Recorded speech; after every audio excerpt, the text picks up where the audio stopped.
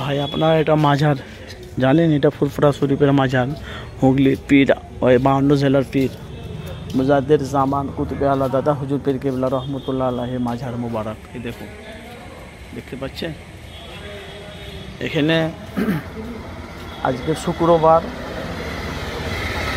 আজকে হাজার হাজার মানুষ এসে উপস্থিত হয়েছিলেন এখানে। প্রতি শুক্রবারে এখানে লোক আসে, অনেক মানুষের সমাগম। এটা হলো দরবারের ভেতর, আর এটা হলো রাস্তা থেকে আসার সামনে গেট। এখানে এত মানুষ আসে বিদেশি থেকে। R15 একজন গাড়ি নিয়ে আসে, দেখতে পাচ্ছেন তো। তো